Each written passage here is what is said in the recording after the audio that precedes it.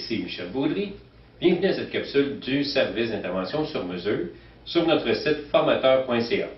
Bonjour, aujourd'hui, nous allons continuer la capsule que nous avons commencée à partir de la mission de l'entreprise jusqu'à arriver à des indicateurs et des tableaux de bord.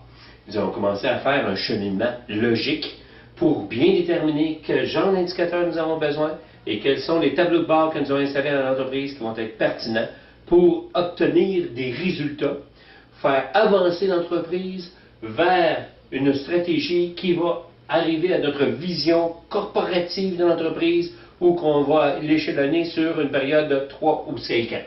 Donc, dans la première capsule, on a parlé de la mission, on a parlé de la vision, on a parlé aussi qu'est-ce que c'était des stratégies, et même on a ajouté à la stratégie les termes de plan d'action. Maintenant, si on continue, dans la stratégie, vision et stratégie, nous allons traduire la stratégie en objectifs globaux. Normalement, quand on fait ces objectifs-là globaux, c'est qu'on veut, dans l'entreprise, faire en sorte de dire c'est pas suffisant de parler d'objectifs de vente. C'est pas suffisant de parler, par exemple, que l'entreprise veut croître de tant de milliers de dollars, tant de centaines de milliers de dollars, tant de millions. Si j'ai une entreprise qui est 1 million, je veux obtenir dans 5 ans une entreprise qui va atteindre 5 millions. Ce n'est pas suffisant de parler seulement de vente. Ce n'est pas suffisant non plus de parler de marketing. Ce n'est pas suffisant non plus de prendre des plans d'action qui est juste sur le côté des ventes. Il faut aussi prévoir ces ventes qu'on va faire au point de vue des plans d'action. Donc, à partir de là, on va falloir reculer en arrière et monter tout jusqu'à notre chaîne d'approvisionnement. Il va falloir faire en sorte que dans l'objectif global, qu'on va établir évidemment qu'est-ce que ça nous prend comme produits et services pour l'atteinte de nos objectifs de vente.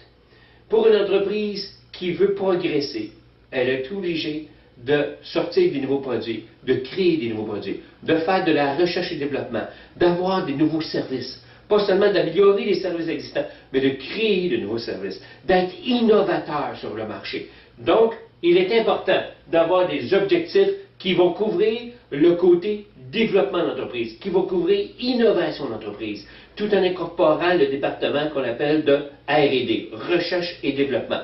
Recherche et développement, c'est pas juste pour créer une amélioration de produits, c'est de créer de nouveaux produits qui vont répondre aux besoins des clients de notre marché. Toujours retenir que l'entreprise ne fournit pas des produits. L'entreprise remplit des besoins que les clients ont par des produits. Donc, ce qu'on vend, c'est tout simplement que le besoin du client soit comblé. Il faut toujours comprendre que si un client a besoin de transportation, on peut combler son besoin par y procurer un produit comme des véhicules automobiles. Ça peut être aussi des motos. Ça peut être aussi du transport commun. Ça peut être plusieurs choses. Mais qu'est-ce qui est le plus pertinent pour lui? Donc, il est important dans nos objectifs de bien comprendre quels sont les besoins du client. À partir de là, développer, innover ce que le client a de besoin. Donc, on va faire en sorte de prendre ces objectifs-là et faire en sorte de les traduire en stratégie pour atteindre le plus possible notre marché en tant que tel. Donc, c'est pour ça que ces visions stratégie, on la traduit en stratégie et en objectifs globaux. Quand on a fait de la recherche-développement, il y a tout le restant, la production. Si on est manufacturier, il va falloir produire des nouveaux produits, il va falloir continuer à rentabiliser les produits qu'on fait. Donc, on va avoir des objectifs à l'intérieur de ça qui vont être des objectifs de rentabilité. Comment que je peux faire le même produit avec des coûts moindres? Comment je peux faire en sorte de rentabiliser ce produit-là? Comment dans ma chaîne d'approvisionnement, je suis capable de faire ce qu'on appelle des économies d'échelle, des économies d'envergure, des économies pour lorsque je produis un produit que je sois capable de faire en sorte de vendre le produit tout en étant de plus en plus profitable. Objectif. C'est un objectif d'atteinte. En même temps, les méthodes de travail dans la production. Faire de la PVA, ce qu'on appelle la production en valeur ajoutée. Faire du lean manufacturing, c'est la traduction justement de PVA.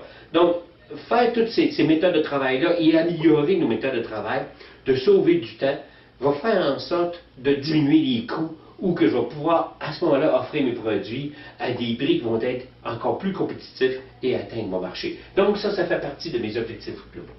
Donc pour l'instant, nous allons terminer cette capsule et nous allons continuer la prochaine fois simplement de traduire nos objectifs globaux et simplement d'aller voir nos processus d'affaires et comment on peut les améliorer. Jusqu'à la prochaine, je vous souhaite le bonjour.